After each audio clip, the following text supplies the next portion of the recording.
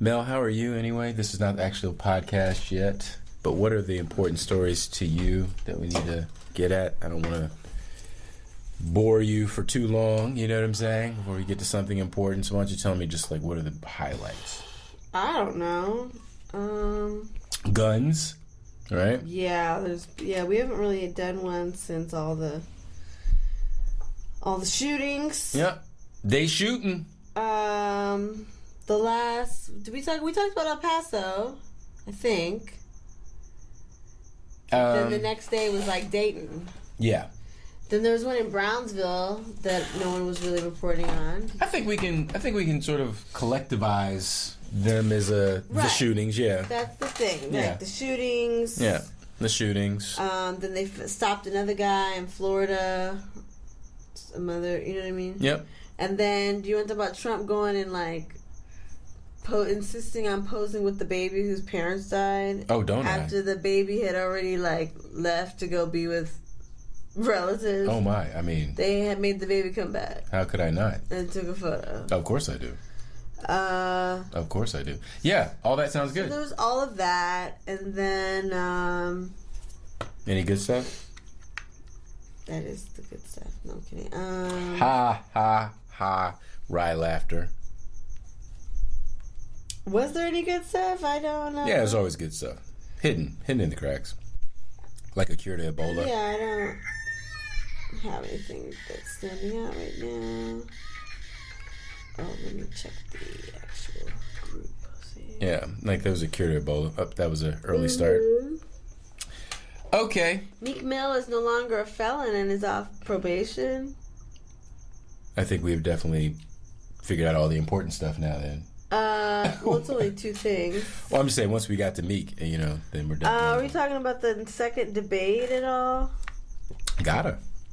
I don't know what happened, but we gotta talk about it. Well, basically Warren surged and Kamala kind of didn't. Fell back a little bit, yeah. Yeah, and then I guess Gillibrand said something somewhat coherent, and then Williamson went on. Basically, she's batshit, but she was like, yeah, reparations, you gotta do that. All right, I think I'm feeling the energy. Let's get into it. The music's about to play. Let's do it. Music's about to play. We're about to do the thing. The headphones are there. If you get about this, you don't have to get super close anymore because I got you a new microphone. But you will hear the difference if you get close.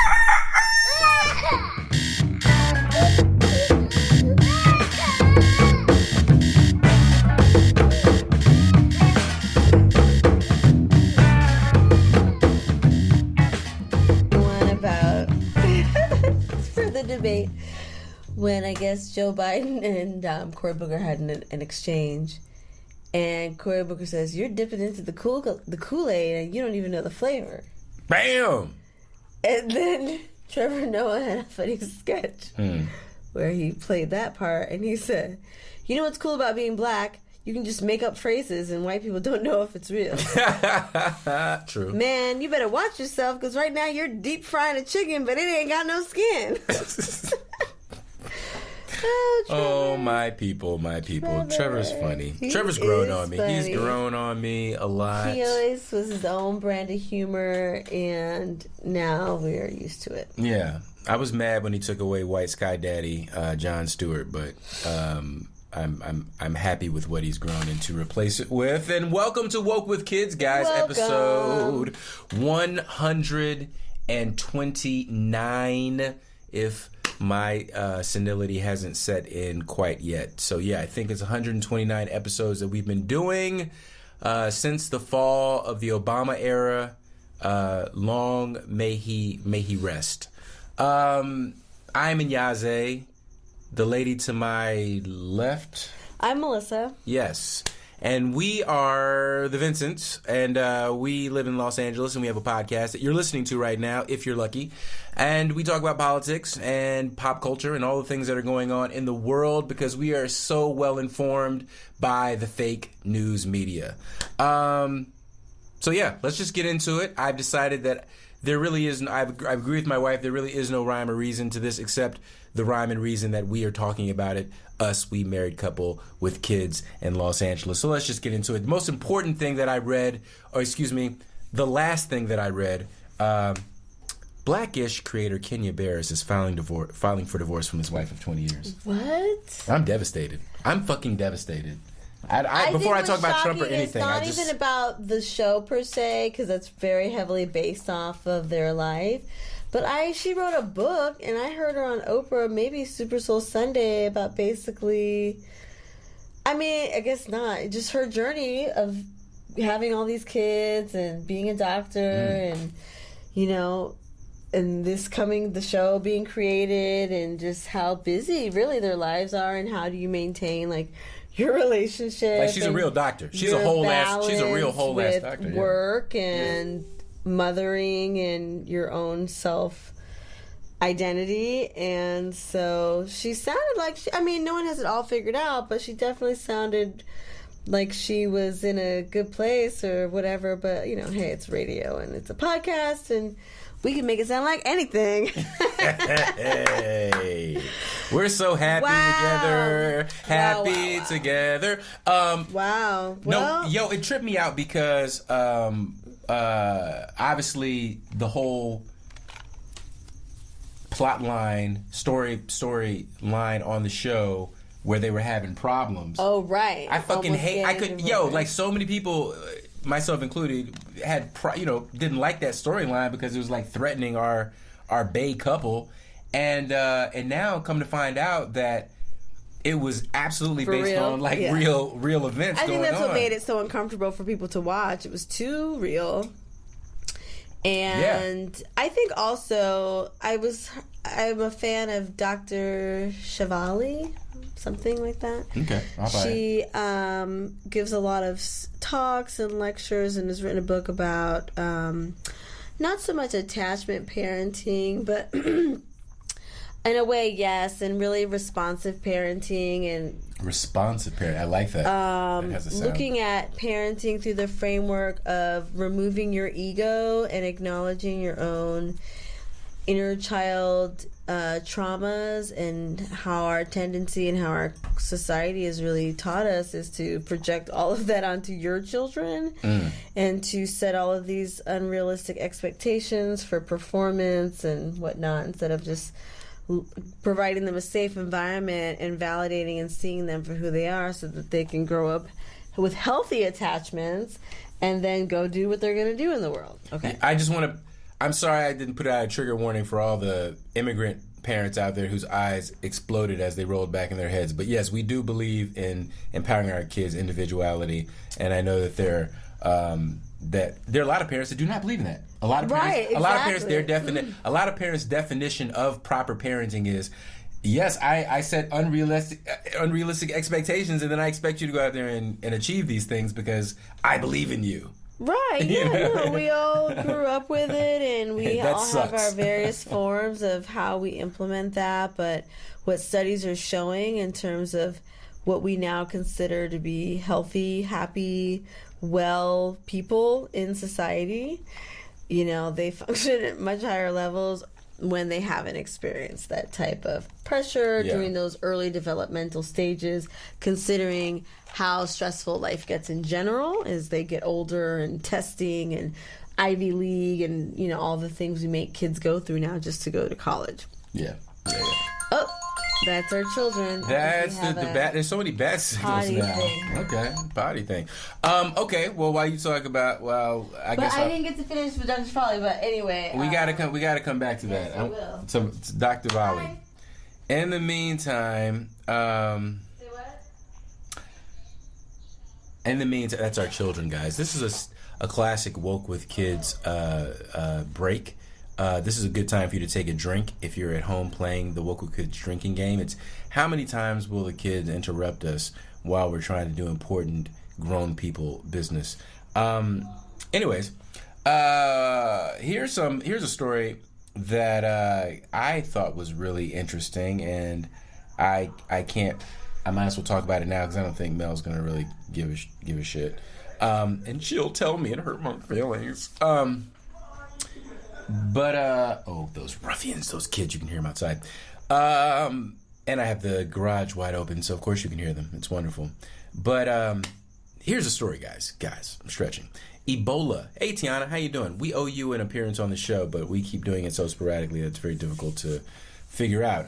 Tiana is a friend of the show. She's been on before. We've been on her show. She's a fabulous author, and we're going to have her on the show soon. Anyways, Ebola, guys. Ebola. Yeah, Ebola. Remember that? Remember Ebola? Remember when we were all so afraid of Ebola? We were all going to die. It was great. We were all together in it. Together. We were all scared. Well, we didn't die. We didn't all get Ebola. A couple of people in South Carolina or whatever did. But there's a cure, guys. Yeah, that's right. That's right. Now it's cure, or rather, I should say, it's curable. That's more accurate. I'm not a journalist. Don't get your news from me, okay? It's a terrible idea. But while everything else in the world is going on, while white domestic American terrorists are shooting up poor innocent immigrants, while Trump is tweeting conspiracy theories, while our Democratic, quote unquote, Congress is deadlocked in its inability to somehow recognize vast and unseemly crimes against the body politic of the United States. Amidst all of that, science, y'all. Science is still on the move, okay? Science is still working, and these guys have figured out how to take dead Ebola shit out of people that survived Ebola and then put it into people so they don't catch Ebola. You know what that's called? That's called a vaccine. That's right. It's called a vaccine. That's how vaccines work. Right now, there's a spike in measles all over the world, a disease that we had cured. But because some people decided that they wanted to trust Jesus more than vaccines, or reality stars, or former models, or doctors, or debunked studies, and autism stuff that isn't real, now we have measles again. But I just want to point out that Ebola, which kills people dead, now has a cure, which is a vaccine. That's all. Okay, let's talk more about Mel's back. So let's go back to I tried to find a story that wasn't that important. Let's return back to what you were talking about. Oh God. Do you remember now? I remember what I was talking about, but I remember why I brought her up. What were you talking about before? We were talking about divorce. And yes. So Dr. Shivali has a little thing she put out where she was like, we need to reframe divorce as being this terrible failure, because really that is a function of your ego, and that sometimes a relationship comes to an end, and in terms of how we parent our children, looking at it as a failure and there being all this shame that we have around it is not helpful to the individuals going through it, much less the children. And if we can still show up as best you can as healthy individuals who can still co-parent, because the foundation of that relationship is love and care for your children and responsibility, right? You can leave the ego shit of the quote unquote not working, I won't say failed, intimate relationship as something completely separate from the relationship with the children and the functioning of their well-being and growth, but B as also something that is oftentimes a function of the ego in terms of your anger and frustration and resentment about it. Right. So the way we label divorce is basically all of those negative things instead of just another fact of life in some cases where there are transitions, friendships end, jobs end, people die, you move, there are natural disasters. Like it is there's a normal part of life that there will be a overwhelming, somewhat traumatic event where something that you cared about so deeply and invested so much in comes to an end, whether you went along with it or wanted it another way, or you feel completely blindsided by it. And to hold on to the anger and frustration, particularly when you're trying to work with parenting of children, is again more of a function of the ego rather than everything else. And if we just begin to reframe it as a natural part of human development, then maybe we all won't be so fucked up from divorce. Yeah. I was just thinking, wouldn't it be so lit if, like, at this show we were like, and that's why we want to announce we're getting divorced on the air. Shit. That'd be like such good content. Oh my god. In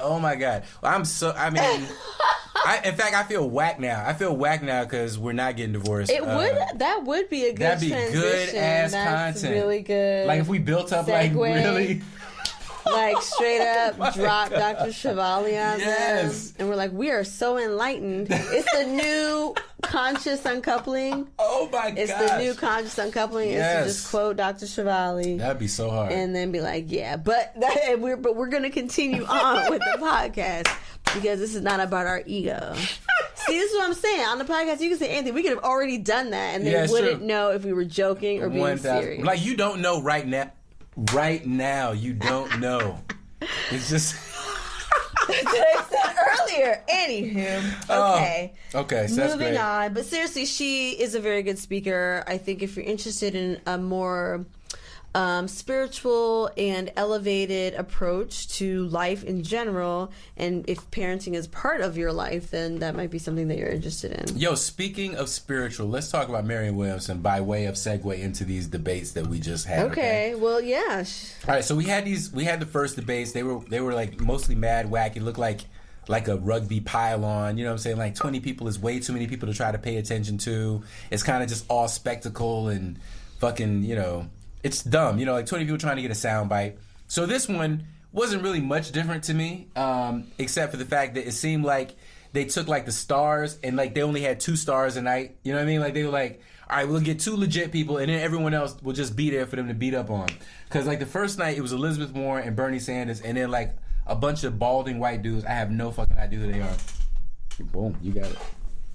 Bunch of fucking balding whites. I have no idea who they are, right? So here's what I remember. The whole thing was Bernie would be Bernie, and then white dude would talk, and then Elizabeth would say some cool shit, and then the white dudes would go, "That's not responsible, and you can't do that, and middle America won't agree to that because they want bad shit, you know." And like, and then she would go, "Well," and then I remember her dunk was, correct me if I'm wrong, I don't even know why one goes to the trouble of running for president if you don't want to do dope shit. Do I get it more or less? I right? did not watch. Okay. I'm still I was not drawn in.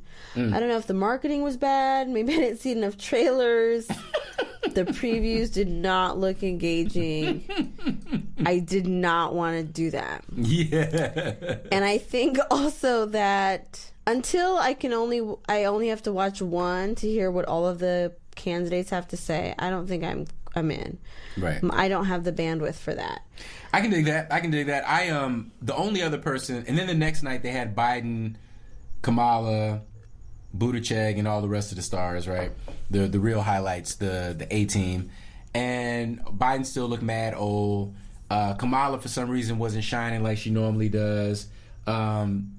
Tulsi, was it Tulsi Gabbard? Oh yeah, she got a little punch in or something. For some reason, she was throwing some brown woman shade. She's got that service member clout. And Yeah, so so she she was could able speak. to use that to be like, okay, Kamala, why did you do this and this when you were Attorney General of this and that? Yeah, she went in on her weak side. It's what Yeah, she's she weak. went on her weak side. It's very well known, at least in our community, that this is where we already have a potential issue. Yeah. In terms of agreeing with her, it came up before, and it's smart for no one else to really have brought that up. Yeah. As a tactic. Yeah. Is a little ridiculous. I mean, this is the time to go for whatever quote unquote dirt we have. What I do appreciate, I mean, it's not his anything that he designed, but I do like how Beto is emerging in the wake of the tragedy in El Paso. Right. I really appreciated his what the fuck media. He's definitely like winning I wouldn't even call it frat boy, but like the pop punk demographic. No, I totally get it now. Yeah. Before, like, he was in a punk band.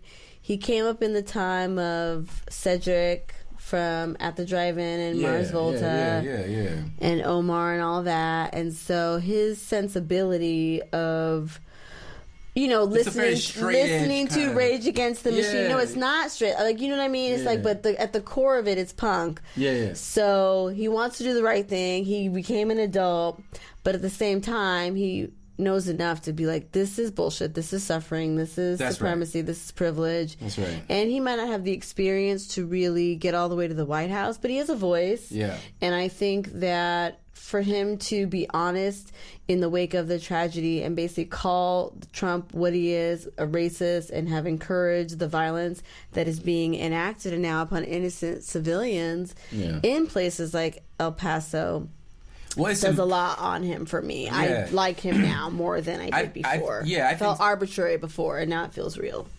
Absolutely. I didn't know him before. I hadn't even really been properly introduced, so now I'm getting a feel for like why people like it. It's definitely right. I think it's always great when there's a nice white guy. Like when there's a white guy who's genuine, who seems to really understand and be self-aware of their privilege and wants to put it to some sort of positive. That's definitely intoxicating to some degree.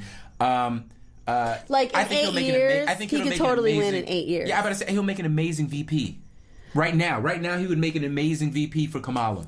I think though he would be so much more valuable to stay in Texas. Well, all of them should go back to where they're stay from. Stay in the Senate or wherever the fuck he is. I think he's a governor. He was trying to be governor. He was trying to get Senate. I don't even know if he has. Anyway, he needs to get in the Senate or the House, whatever. Get into Congress. Do that for 4 to 6 years. Yeah. And then in 8 years, run, and he'll get that shit. I agree with you, but I also then we'll probably have had one woman. Yeah. Then I hope so. But the reason I think that it might be important for him to be involved in it now is because Texas is now becoming a purple state due to the fact that Trump is continually pissing off suburban voters, particularly suburban women voters, and Texas is full of those. Texas has attracted a lot of business due to its low taxes and friendly corporate environment, business environment there. So a lot of people have moved to Texas, and those people aren't necessarily conservatives. They're people from all over this country, and they're people of very diverse backgrounds. So Texas, a lot of strategists are feeling stands a very good chance of actually being flipped to the Democratic column, and I think a lot of that rides on them seeing themselves in the race. So I personally right now want Kamala. I still think Kamala would be the most interesting candidate. I think she would be a commanding presence. She just has a command. Like when I think command, she's the one that sticks out to me, right? But I think also that what would soften her in the eyes of white guys who would be scared of her is somebody like Beto O'Rourke, who would kind of be a Biden essentially. And now that Biden no longer has the shield of an Obama around him, it's kind of clear he's not the boss guy. I mean, like, don't get me wrong, I'll vote for Grandpa. Yeah. Any day, but like the force, the vigor, that razor sharpness that we really want and need today, unfortunately, in this very, very fast-paced world, I don't see it. I just do not see it. I see him basically having to hire a bunch of young people around him to run the government, which could be a good thing, but I don't know. But right now, Kamala for me is the most interesting. But that being said, the dark horse of the debates was Marianne Williamson. This she's white, right? She's super white. Okay, I'm just making sure. I don't know because she's like a spiritual leader, teacher, thinker person. She's Oprah's homie. She did the agape thing. She's the one who is I don't know if she said it, but she is the one who oftenly gets quoted as saying, we're not so afraid of. We're more afraid of the light inside of us shining too bright. Stop playing. Whatever. I'm butchering it. But that's her? I don't even know if she said it, but... We're more afraid of our light than our... She's it's always credited to her. Okay. I mean, it could be her. I'm not trying to take away her shine. I just don't know. Really. Because I actually have not read her text. Well, but white women have no history of appropriating But, she's back there. She's back there with, who has old school been around for a while? Like the Eckhart Tolle and the Wayne Dyer and all that. Okay. So she's probably written a book.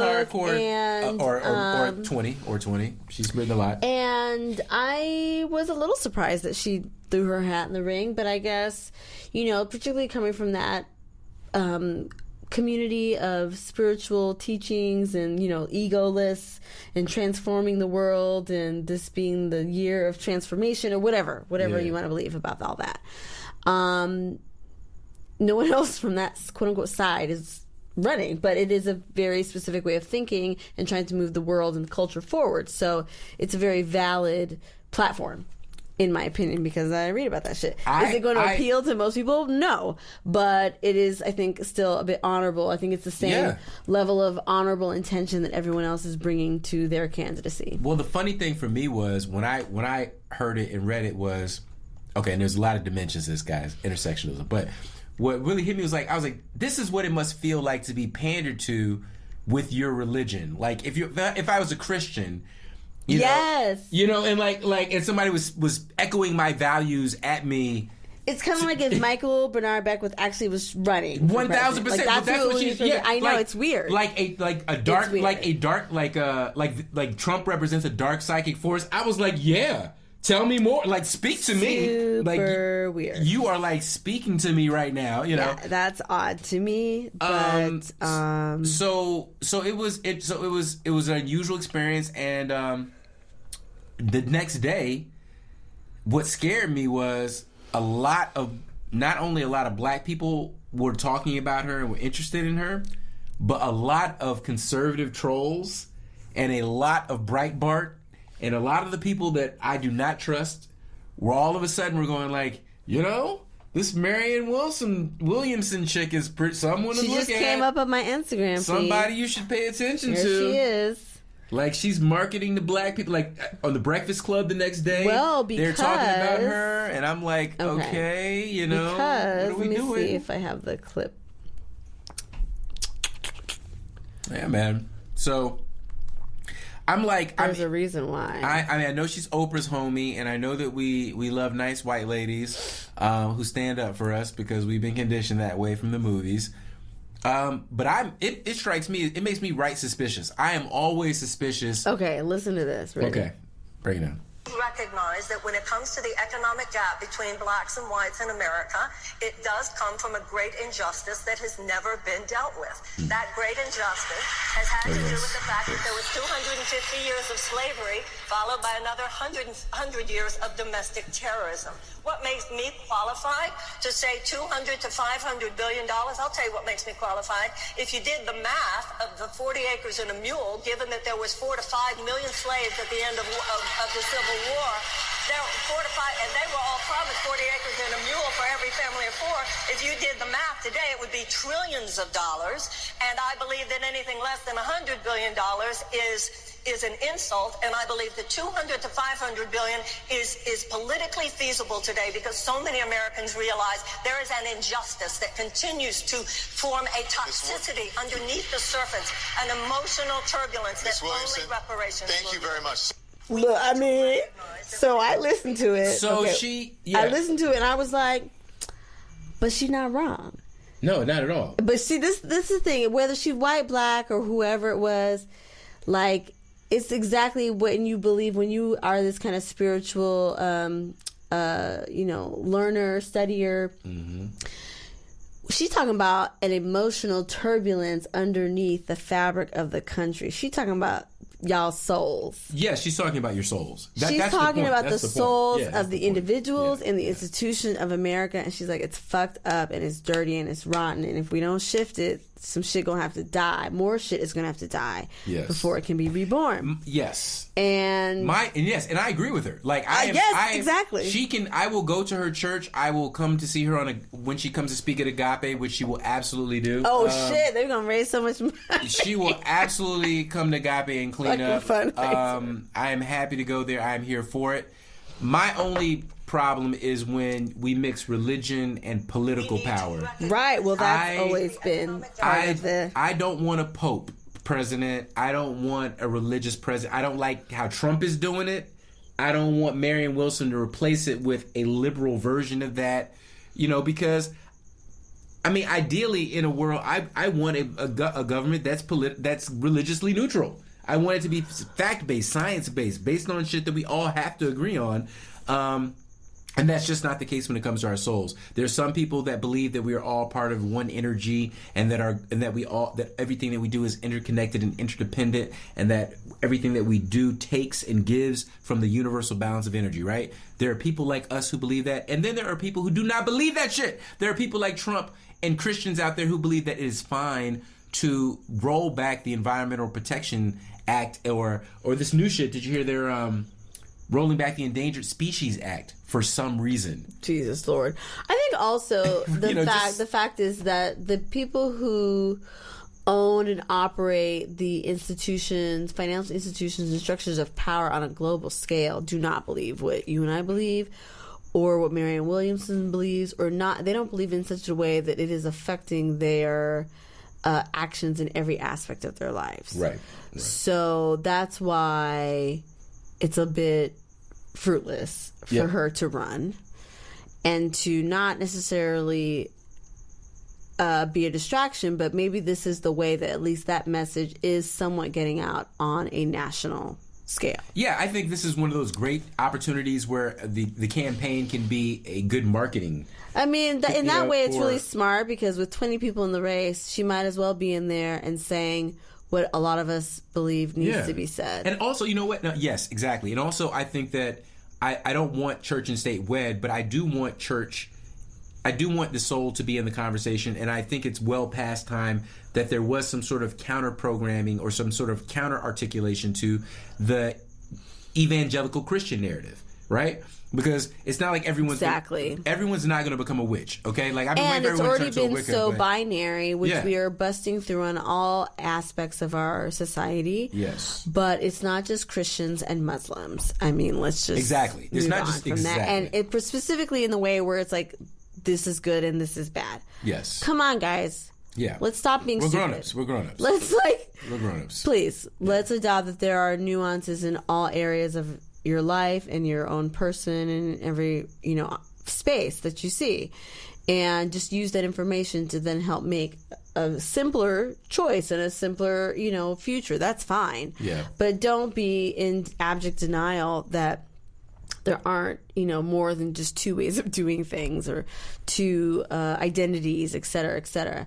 So let's include this other spiritual, religious, theories and ideas and approaches and practices, and see how it might be, as everything crumbles, 'cause it's taking over. This might be the only chance for everything to get a chance to seep in. Yeah. Everyone's getting a chance to be like, hey, I'm here. And not everything will survive in the future. Yeah. With a solid, I think, foundation, but everything has a chance at this point to be acknowledged. Uh-oh. All right. Take a drink, guys. Take a drink. The kids have called again. This is an important one. Tried to go to the potty again. Uh-huh. With the iPad, and he said he went doo-doo. So it's time to wipe? Yeah. Okay, I'm coming. All right. in. Wow. Okay, well. That's okay. Oh, just... All right, I got it. Well, speaking of the world moving towards its end, pardon me, take a drink, though, guys. That's drink number 2 if you're counting the kids interrupting us, doing our important grown-up work, is that... I'm going to fix Mel's mic, too, because I can barely see her face in the live cast, and she's so pretty. She's so pretty. And anyway, there we go. There we go. There we go. There we go. You can't see what I'm doing, but I'm doing it. Anyways. So, speaking of the world ending, the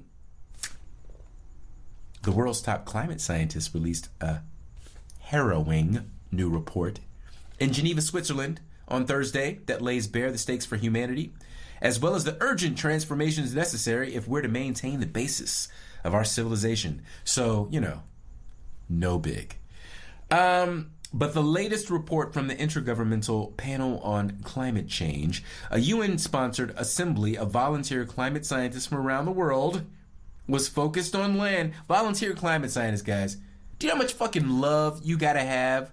Because those are scientists. This means they have a real science job during the day. And then in their spare time, instead of going and playing kickball with their kids or, baking catfish, I don't know what they do. They go volunteer their time to figure out how quickly we are destroying ourselves. Thank you. Thank you, science. I appreciate you. So they were focused on land and the ongoing and projected effects of a warming planet on the ability of humanity to continue to support ourselves with food.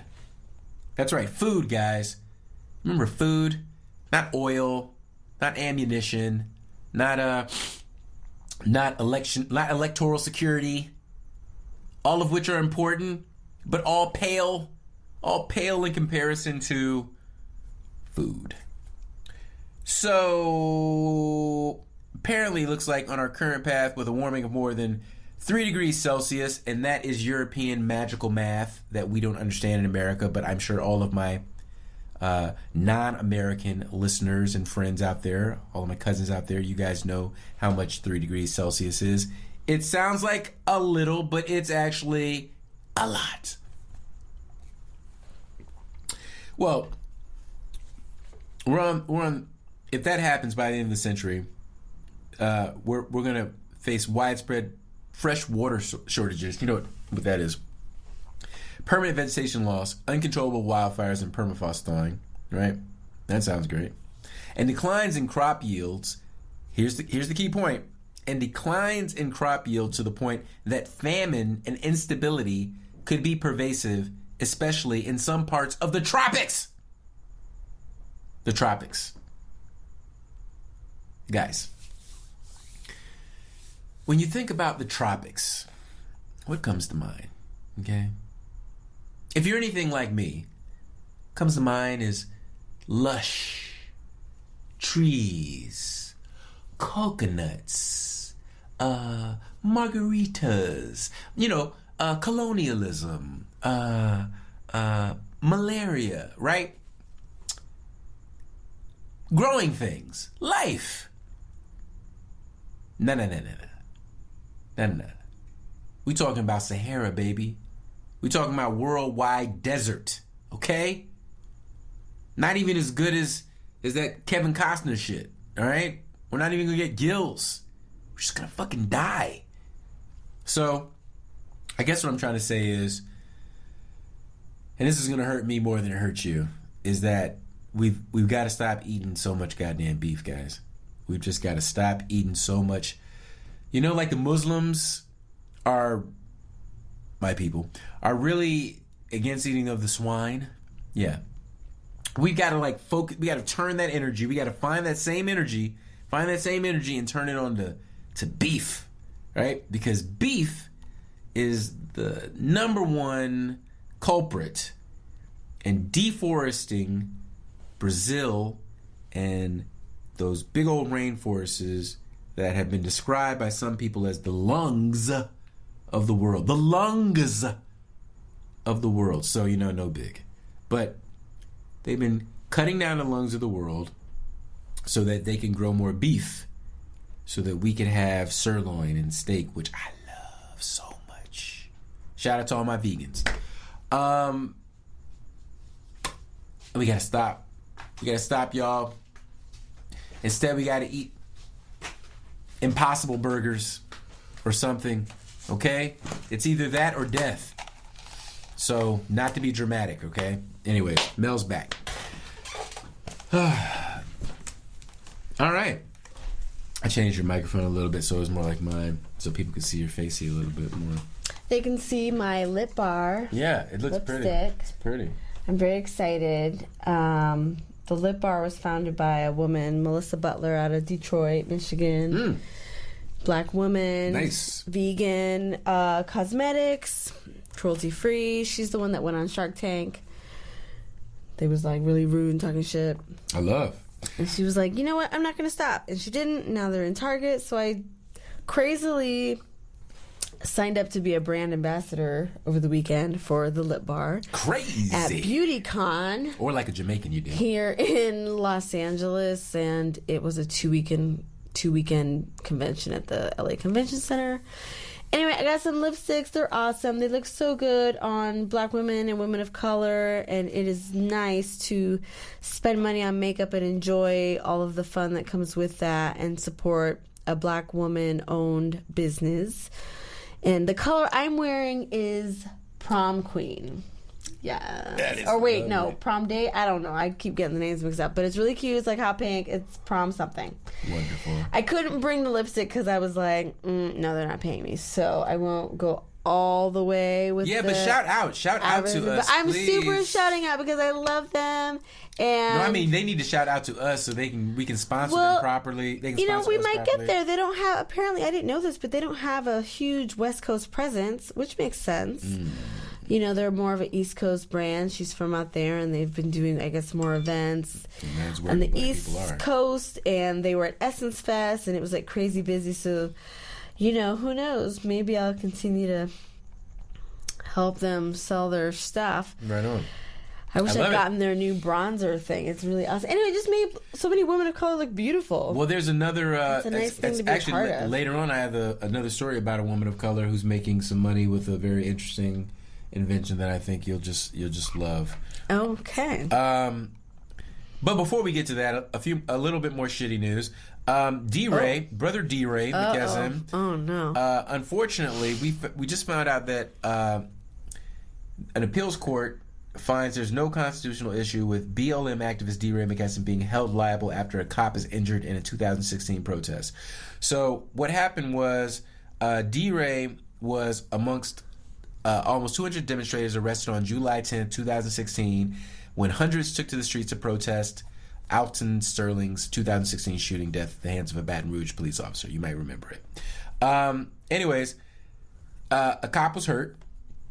And it was cop was hurt, and he filed a file charge. They tried to file charges against D-Ray because they said he incited a riot or incited the protest or whatever. It was thrown out by a court, but now another court has said it is actually constitutional and it's okay for him to be held liable. So we pray for brother D-Ray, because when I hear shit like this sounds like the very, sort of like itchings of political, suppression and dissent. You know what I'm saying? Like when all of a sudden it's like, wait, one dude out of 200 of us is out here doing the same thing, but I'm the one that's liable for this cop? Me? Interesting. Very interesting. So, guys, send some white light out to D-Ray, okay?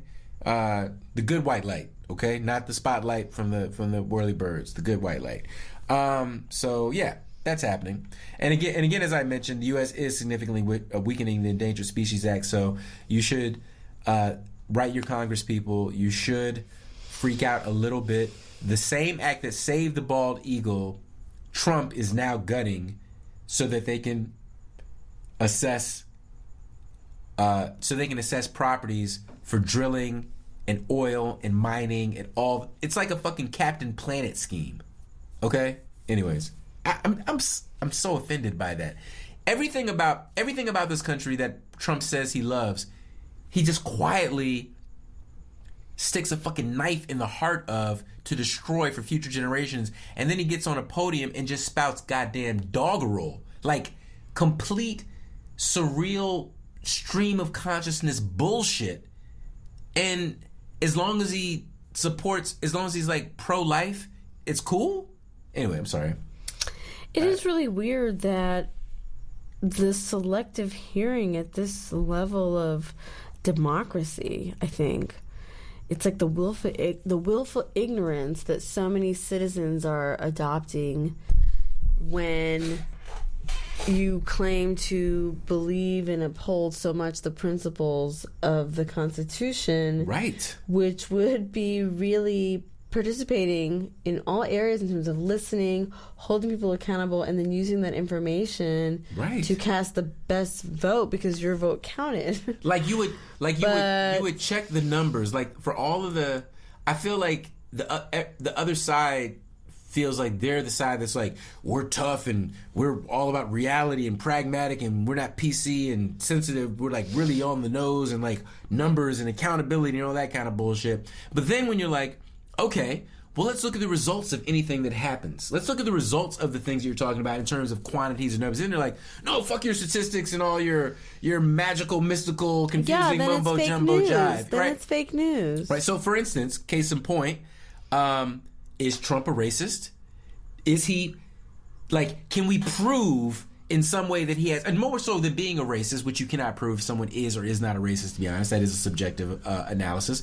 But what you can prove if someone is having a racist effect on other people. You can prove if someone's words and actions are inciting a particular action. We know that because I work in marketing, and we call it a call to action. It's on all the little buttons you click when you see a little ad on the internet. It's in all the ads you watch at the end when it tells you what to do. It's a call to action. Come do something, okay? Right? Keep that in mind. So, all the counties that hosted a 2016 Trump rally, all of them collectively saw a 226% increase in hate crimes since 2016. Guys, can I say that one more time? Counties that hosted a 2016 Trump rally saw a 226% increase in hate crimes. It's like the plot of a fucking superhero. Like he has a mind control device and he takes it from city to city and he beams it into the heads of the unsuspecting populace and they turn into zombie racist zombies. And Act 2 is that, is it as early or as far back as 2017 or 2015? Somewhere in there along the same timeline, FBI had a report that all of the domestic terrorism were connected to white supremacist groups. Every single one of the domestic terrorist acts in a given year, in that specific year, were tied to white nationalist, supremacist, terrorist organizations. Homegrown. Unbelievable. I mean, not unbelievable. And, totally believable. Credible. But the main thing was... predictable. They buried the report. Trump had them bury the report. That's right. That's the Act 2. That's right. Kill the message and the messenger seems to be the way we do it now. So, actually, the end of Act 2 is now it's all being revealed. We've had the Mueller report. Motherfucker testified. Yes. We're finding out all this shit. Epstein was his homie. I don't even want to talk about that. Honestly. I don't look. We do have to say something about it because there's conspiracy theories going around, and we cannot step away from. I love conspiracy theories. We have to talk about Epstein. Okay, so guys, we got to talk about this. So we know who Epstein is, guys, right? Jeffrey, bad boy. Jeffrey was a terrible, terrible human being who got caught in the 90s. Doing terrible things, and because he was rich, and it was back in the 90s, they let him off with a little. Was it even that? It was more like a. I don't know. It's more like some SPF. It at all. Yeah, it was more like some SPF. It was like, come on, be more careful. Don't be so obvious. So he bought a private island and kept on doing awful things, which included trafficking young girls. Using code words for sex and using them basically everything you can imagine, everything you saw in Miami Vice and everything you saw in every terrible movie about every villain you ever imagined, that shit was inspired by his parties. So now we know where all that shit was inspired by. This guy finally gets caught. I don't know how. Again. I don't know how. I honestly still don't know how. Like, how do billionaires get caught in this day and age? I'm tax evasion. I'm still just like, you know what I mean? Like, just random, okay? So somehow Jesus intervenes and he gets caught and he gets in jail and he's up in jail in Manhattan and he's on suicide watch because you know how sensitive billionaires are when they get caught doing things. And he's supposed to be watched every 30 minutes. Supposed to be watching, but he doesn't get watched. Well, he got moved, so I guess there was an attempted. He attempted suicide prior at the first facility. Right. So he got put on watch. So he was on watch, yes, and he was on watch there. Then they moved him to this new place for whatever reason. Yes. And supposedly they didn't get the memo that he's on suicide watch. Right, because that's a prisoner that's easy to forget to talk. You know what I'm saying? Like, I transfer so many prisoners in a day. It's so easy to forget the one Jeffrey Epstein It's who's just wanted really, for like it's very billionaire infuriating pedophilia. because I just want to talk more about the effect. Suicides always affect the people left behind. Yes. So now there's hundreds of victims who are additionally struggling in terms of moving forward now that the perpetrator is finally in the beginnings of potentially being held accountable for his heinous crimes, and then he Escaped. he essentially escaped. And he chose his own fate as opposed to being punished. That's right. So now, yes. And that's frustrating, obviously, and very difficult. But that all being said, now all the focus is on basically his homegirl that was bringing these 4 girls by a day. Whatever her name is, I don't know. But there's basically, and this is, I think it's such a good metaphor for like the fucking shit going on in America right now. Like, listen, rich white ladies that think these white dudes are taking care of you, they will throw your ass under the bus.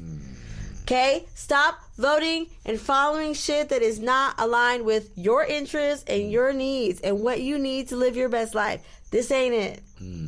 I don't know what the fuck she thought she was doing. Right. You bringing 4 young girls a day to this dude's house? That's the only thing that made me feel even remotely positive. I was like, well, at least she's not gonna get off. Well, the web is so vast. The problem not the problem. I don't know. Maybe they're gonna figure it all out. But he died taking a lot of secrets to the grave. So now there's conspiracy theories about like, whether he was forced to take his own life because of all the powerful connections. Like this dude used to fuck with the Clintons. He's fucked with the Trumps. You know what I'm saying? Like his evil transcends political affiliation. You know what I mean? He's like a glimpse into this billionaire underclass, which we're discovering. We're discovering these people have lower values and morals than we have. So we should get it right. We should label them correctly.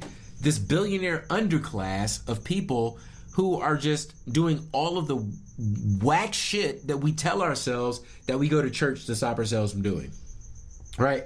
It's just, I think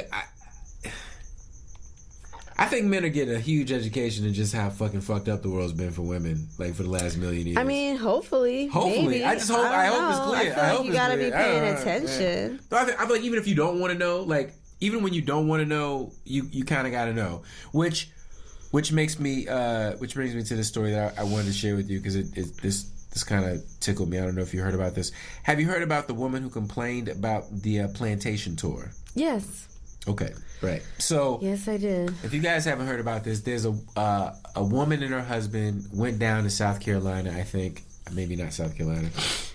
South Carolina, I think, yeah. And they went to tour a plantation, and they went to the plantation, and she did not like the fact that instead of a quaint history of a southern plantation, she instead received a lecture on how terrible white people had treated black people under slavery, which to any rational human being would be the same stories. Right? That's what's so absurd. That her privilege and short-sightedness would allow her to compartmentalize the two as separate things. It was wild. This little house and how it looks and how did they have their tea? A slave brought it. Yes, everything had how did they power. get the lacy A slave did it. That's right. You know, like what? How did they have the perfect? They had hundreds of slaves cleaning everything, doing everything, doing all the work, cooking everything, curling their hair, nursing their kids. Fucking the dude, like being raped. What the fuck? You cannot go and tour one without hearing about the other. You can't. And it is really offensive that you would even have the gall to speak out loud to the public that you were upset about it. I want to tell your racist husband that you were annoyed. I want to do a sketch now. I want to do a sketch now where it's like the racist Flintstones, but like instead of like the Flintstones, everything was foot powered and some shit. Like they had to use their feet or like use a dinosaur, but they go back and it's the Flintstones, but everybody's like a nigga, and you got like they just have to use slaves to get through everything. Can someone help me make that? Anybody, if we have fans out there, out of the 400 people that listened to this last week, you guys get in contact with me. I'll write this up. I want to make this sketch. Let's make it happen, fam. I'm gonna start asking things of you guys because I see that you're listening. I see the things. I see you guys actually listening, but you don't even say shit. You guys are so cool. You know what I hear most often? The most often compliment we get when people do the A in the comment. I love how sarcastic you guys are. So I get it. You guys are super smart, super fucking cool. Like, you're all listening to this and you're like, okay, we don't have to interact or whatever. But like, if you can, drop us a 5-star review on iTunes or Stitcher or whatever. And leave something ironic and cool and super or whatever. I would really appreciate it because I don't get enough of those and I like it. So leave us some. That's just a little in the moment plug. But go ahead and leave us some reviews. Recommend us to your friends. We appreciate it. It's really nice. Have we actually talked about the spate? Is that the word? Of mass shootings? Oh yes, let's zero in on that. I think we've danced around it, but we haven't really zeroed in on it. It's almost like confusing to say it because I don't want to. I randomly started getting Word Genius to one of my emails, and it's a new word. But I was an English major, so I'm pleasantly surprised when I've heard a lot of the words. Well, yes, so far. Yeah, of course. But it's a good refresher of what they mean. Did you see that clip? I don't know what rapper and what host, but he kept trying to flirt with her. And then they both had an accent, and finally he was like, yeah, your voice is scintillating. She was like, oh, really? It's scintillating? He was like, yes. And she was like, what does that mean? And he was like, what? She was like, what does that word mean? Scintillating. And he was like, what do you think it means? She was like, you said it. What do you think it means? Yeah, exactly. And then he was like, well, actually, English isn't my strong suit. She was like, yeah, I thought so. But really, though, tried it. He did. That's my I think I commented. He actually used it properly. That sounded perfect to me. He just didn't have the confidence to back up what it meant. Yeah, he could have made up anything. He just didn't have that. He knew he liked her voice. That's all he really had to say, But anywho, he tried it. Yeah, it's good to know what the words you're saying mean. So let's zero in this. So 9 were killed in Dayton, Ohio. Which one is this? Dayton, Ohio. In Dayton, Ohio. That was at a Walmart. Yes, and then El Paso was similarly at a Walmart. Yes, and that was 20 people dead. And that one's so sad. So many. They specifically targeted Latinx that at that instance. Yes. Drove hours and was hours. helpful enough to leave a manifesto. Drove hours and hours to El Paso, which is essentially a border town. Yeah. And basically came with a Rambo rifle. And then started shooting motherfuckers. And clearly had been radicalized online. And previous to that was the shooting in. There's one other one. I'm what was the one before?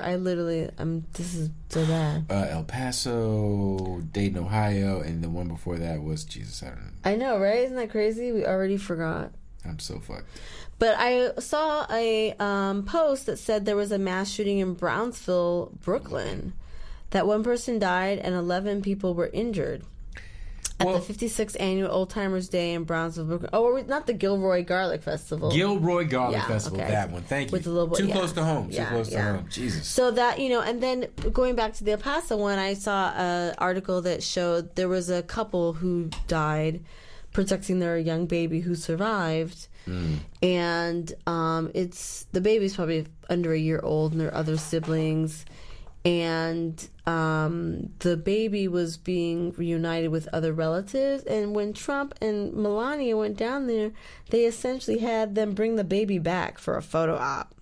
Ew. I know. Ew. I'm like, you really are taking advantage of the situation because this baby isn't grieving because it doesn't know what's happening. Right. But in addition to the family does know what's happening, and you don't feel like you're imposing it all on the relatives of this family. Yeah, he's like, it's so clear for the he damn doesn't. Photo op. It's just so like, stomach churning. Like, it's clear he doesn't have genuine human empathy. Yes, he's a bit of a psychopath. He only has. Or is that a sociopath? Well, he's a sociopath. He's a sociopath because he's not killing people that we know of. Right. Okay. But either way, it's just it's like.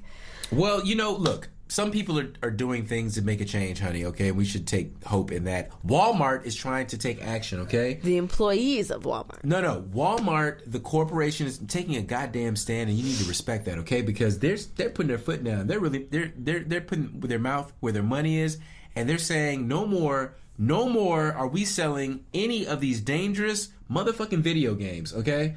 These video games are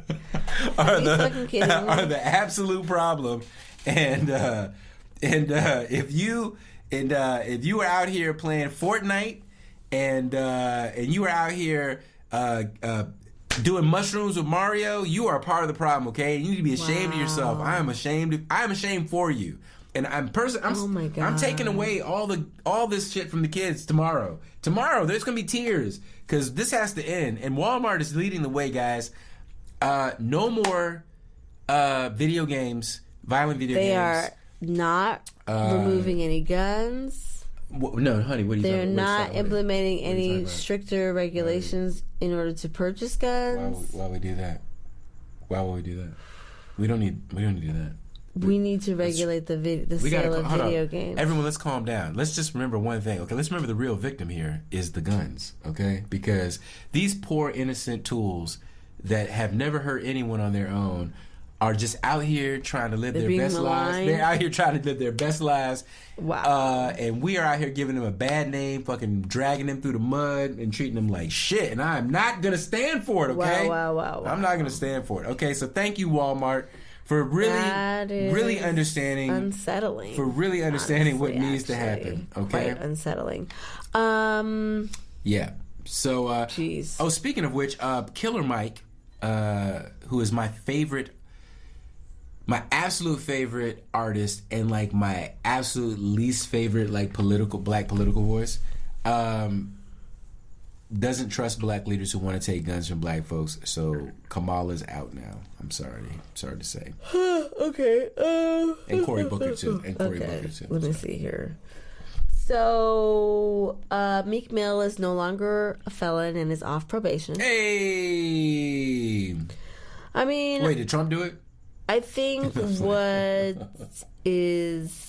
glad that we're kind of talking about it though, because between when they see us, Khalif Browder, Meek Mill, we're just starting to slowly add to the conversation the bail, juggernaut scam system that the government runs that's right, terrorizes families. Pay for freedom.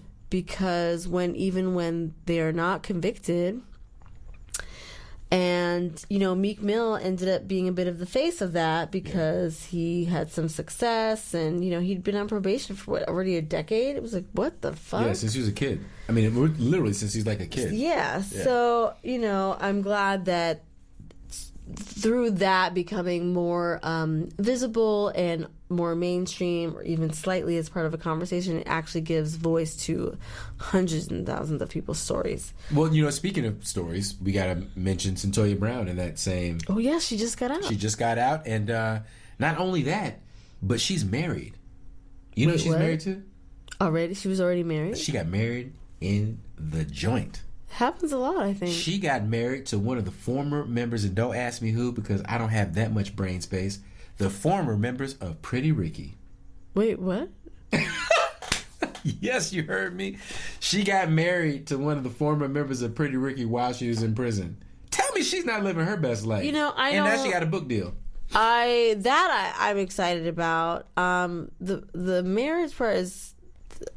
It's weirding me out. Actually, I've heard a lot of people have that same reaction you had. That it's just so weird. I can't handle her personal life right now. Yeah.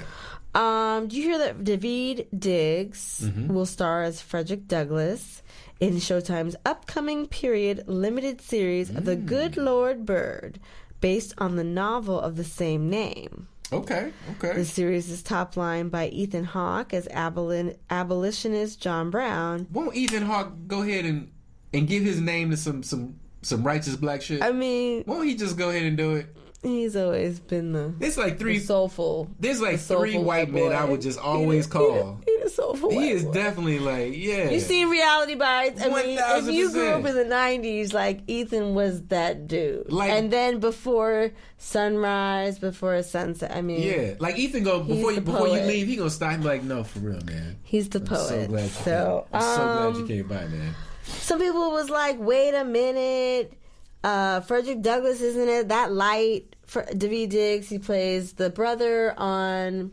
Bo's brother on Blackish. He was also one of the original cast members of Hamilton. They're like, he wasn't that light. And then some people are like, see, you don't even know what you're talking about because Frederick Douglass was biracial. He was. But some people are like, okay, he was biracial, but he wasn't that light-skinned. That's crazy. So, colorism never goes away. That's actually fucking crazy to me because, okay, I mean, that's fucking blowing my brain up because it is colorism, but it's the weirdest application of colorism I've ever heard. Frederick Douglass is literally the offspring of a white person and a black person, and so is this dude. And it's like because it's not good because enough. he's not the right spectrum. It's not good. Well, He's not the right. It's funny. I didn't realize that it's still an ongoing thing. This particular like offshoot of colorism, because now for the spin-off of Blackish called Mixedish, right, which is the story of Rainbow yeah, growing up as a biracial teen with a black mother and a white father. Now, in Blackish, her mother has been portrayed by Anna Deavere Smith, right, who is a black woman with a fairly caramel complexion. Yep. Yes. But in Mixedish, the younger version of her mother is being played by Tika Sumpter, who is a brown, really dark skin, yes, a beautifully I noticed that. black skin. It changes the woman, dynamic. and everyone's like, "How does she grow up to be Anna Deavere Smith?" Yeah. And again, we understand. Okay, How this does black Viv- woman with this white man could produce Rainbow, but you have already established who that woman was. And so again, it's like two instances very close together where like Hollywood basically throws away the idea that your color doesn't change that dramatically. That just because you're biracial doesn't just mean you look a certain way. And I noticed that at actually BeautyCon, where I kept joking, we were selling like this bronzer blush, and I kept joking about getting all of our fairer skinned sisters to come over, like, you need some glow, honey. And I was like, there was like 8 black women in our booth, but to me, we all look very different. Yeah.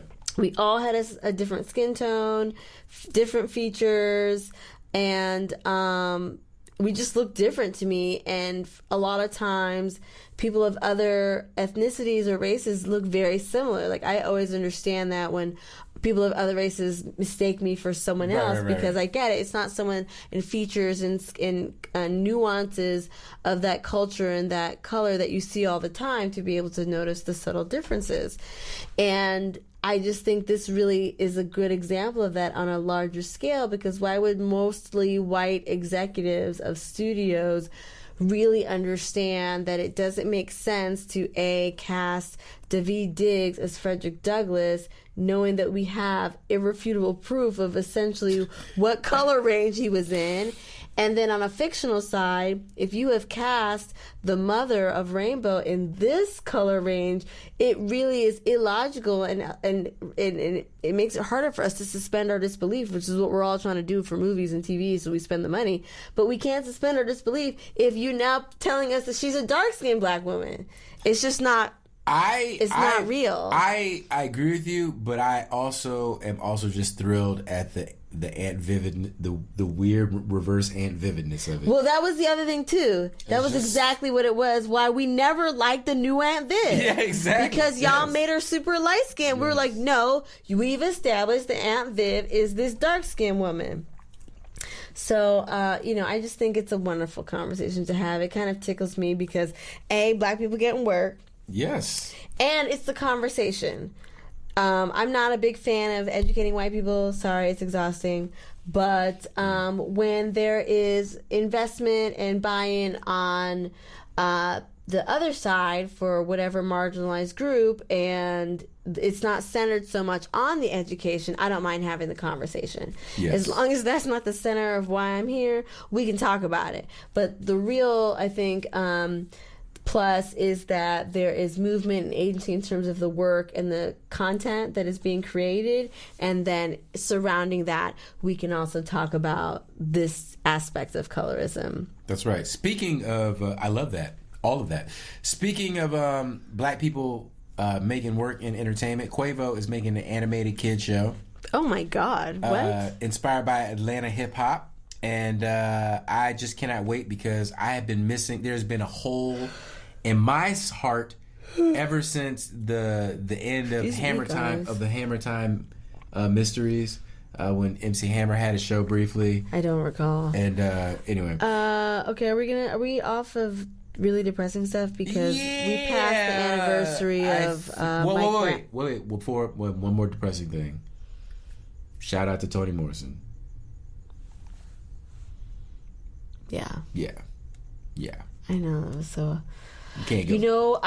So she passed Saturday night. We found out Sunday morning. Yep. At the age of 88 years. The great author, novelist, just griot, teacher. That's right. I mean, she started off as an editor in publishing, and she didn't publish her first book. Oh my God. Somebody's yelling outside of our house. Moaning in a not good way. Yeah, like zombie, like Night of Living Dead type shit. And it's weird, and we've already had somebody like who's wandered. I know, honey. You just can't. So, Ooh, good content, guys. That's Toni real. Morrison real. I know, it was really freaky. That was real nerves there, guys. And, we live in the jungle. But yeah, she started off as an editor. She worked in publishing at a publishing house. She didn't publish her first novel until she was a very grown woman. I think in her 30s. 40s, I believe. 40s, actually. You're right. She won the Pulitzer Prize. Yes. The Nobel Prize. The Nobel Prize for Literature. Yes. I think that was all the prizes. I think that was for Beloved, and the first Pulitzer Prize was for Bluest Eye. Mm-hmm. I could be wrong. She's written probably over 20 books. Yeah. And she was awarded, I believe, the Presidential Medal of Freedom by Obama. Obama. And who we trust. So, although it feels like a loss, it's just she left so much. She gave so much. She changed our lives in such profound, significant ways. And it just happened, the day after the anniversary or the birthday of James Baldwin. So it just was a lot going on. She, I liked her whenever she was asked how she became a writer. She said she would always answer that she could never find any books that she wanted to read, or that she could never find any books that were like the books that she really wanted to read, and so she had to write them.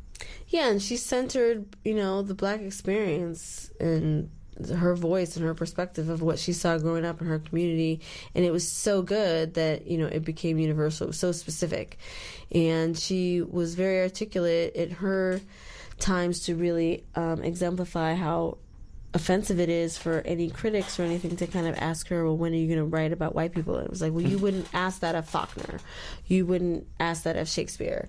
Right. They wrote what they wrote, and you loved it because it was so exemplary. So why are we pretending like mine is any different? I'm gonna go check out there right quick. Will you keep talking about Toni? I'll be right back. I'm not gonna talk about. Oh, one thing I'll say about Toni is that she passed, and then I was going through some stuff in my room, and I realized I had just bought a second copy of The Bluest Eye, and I did that because it's an amazing text, and she's an amazing writer, and it was one of those books where I like to have more than one copy so that if I meet someone who hasn't read it, I can share that with them and give it freely. So may she forever rest in power, and put her on your ancestor altar, y'all. This was the anniversary of Mike Brown's death 5 years ago, being killed by Darren Wilson in Ferguson, Missouri, and everything that came out of that. What we think of now as the Black Lives Matter movement, right, essentially came out of those weeks of activists coming together and really letting their voices be heard about how this is unacceptable. Yeah, I'm not gonna lie. I don't think that we would be doing a podcast if it hadn't been for the BLM movement. It had a profound effect on me. I was at a point in my life, particularly being like a 30-something-year-old guy, feeling sort of like a lack of agency, blah, blah, blah, and seeing these kids rise up and do their thing and really change the conversation. It reminded me that we are still capable and we all still have agency. And there's no one out there, so it's cool. There's nobody out there. But it was freaky, guys. I mean, we like live on a street, and the other side of the street is like, there's no one lives over there, so I don't know. It's weird. It's a city. We live in a city, guys. We live in a city. Did we already post I don't know if I posted it. Ethiopia plants more than 350 million trees in 12 hours. Yay! That was a good one. They set a world record for planting 353 million trees to help combat climate change. Yeah, that's crazy. That means all over the country. Yeah. Multiple people all over the country. That made me. I've been thinking about something. Trees. I've been thinking about some sort of good karma activity that the family could do. And tree planting is the one that comes up the most often to me. Is like one that you can do that you can feel genuinely confident that you have made some contribution to the environment that we live in. Trees are great, guys. Let's see if there's any more good news. A tree here. Let's see if there's any more good news. Trump decided to delay the tariffs on China, so that means Black Mondays is going to be Black Monday. That's not good news. That's Trumpy trumping. But a Black Lady sketch show is hilarious. It's freaking hilarious. Are you watching it? Are you not watching it? How are you listening to this and not watching a Black Lady sketch show? It's great. It's so funny and smart. And what's funny is also the thing I realized when I was watching it is like, oh, this is what an inclusive Black show looks like. Like, I didn't even realize how male-centered every other Black comedy sketch show was until... Is that maybe Kim? Right. She's Robin Thede talks about having the idea for the last, 10, 20 years. Wow. So as she's been in comedy, meeting other comics, and, she just had recently gotten her show, but still it wasn't a sketch show. Yeah. So finally, when that show got canceled, she talks about how she got a call from Issa Rae, and at first she was like, "Oh, she's calling to say, hey, sorry, the show got canceled." And Issa was basically like, "Okay, what do you want to do next? Let's do something." And clearly Issa has a wonderful partnership with HBO, and Robin had a great idea, and we already knew Quinta Brunson was funny. Gabrielle Dennis, I feel like we didn't know how funny she was. I love seeing her in the show because she's been around since The Game. She was like the baby mama. She's been doing her thing, sticking in there. And then the other girl, I know I couldn't place her. Ashley whatever. I mean, it's just some funny Black women. All the guests, special guest appearances, Angela Bassett, Laverne Cox. The concepts, like Gina Torres. One of the things that woke, quote unquote woke or politically conscious, socially conscious comedy gets hit for is it isn't funny, right? Like, it's too preachy. It's like you're expected to sort of engage with it rather than actually being viscerally provoked by it. But the Black, what's really dope about the Black Lady sketch show is they take a problem in society and then they find the most fucking hilarious scenario to explore. Like, my shit is Trinity. Like, out of everything to me that has, there's a movie. Oh, it's definitely like one of those, like any SNL sketch where it was like they end up developing it more and making it a full 90-minute film. She is a breakout. Something about her is just breakout to me and just incredibly funny. The regular faced thing, whatever. This isn't good news, but SoulCycle's owner supports Trump and fuck that shit. So if you write... Honey, he likes the tax cuts, not Trump. He's not a racist. He just is voting for him to get the tax cuts. Nope. Your economic anxiety is racist. Nope. So, all you liberals out there on your soul cycles getting your yoga booties, I hope you know you're sweating to Trump, okay? That's what you're doing. You're sweating your asses off to Trump. What else? What else we got? Oh, I don't know. I'm done. All I got is more bad news. You guys don't want to hear more bad news. You should know, however, that big things are happening in India that will have ramifications for us in the global political scene. India has formally annexed Kashmir, which has always been a part of India, but has been a semi-autonomous region, which has provided a sort of a buffer zone between India and Pakistan, which are two nuclear-armed countries that hate each other due to English colonialism. And now Indra Modi, who is a hyper-nationalist, sort of the Trump of India, and this is going on all over the world, all these little Trumps, he's the Trump of India, he decided in secret to just destroy a treaty which has existed since the 70s and go in and annex Kashmir. Kashmir, you might have heard of the place, you might have heard of the wool. So essentially, and tell me if this scheme sounds familiar, so that Hindus can go into this primarily Muslim region and buy property, right? So they can gentrify. That's right. You got it. Bingo. Survey says. Anyways, pay attention to the world, guys. It's happening everywhere. The world is happening to everyone at once, and everything affects everyone. That is what interdependence means. That's what intersectionality implies. And that's what the bad guys don't believe in. You got anything else to add? Yay! We've done it again. Episode 129. Seriously, go leave a review, a 5-star review. Tell a friend. Spread the word. We enjoy doing this, but it really helps when we know that you're listening and you give a fuck. So thank you so much. Check us out on Facebook, Twitter, and Instagram and all those places. Thank you for listening. Until next time, stay woke. Bye.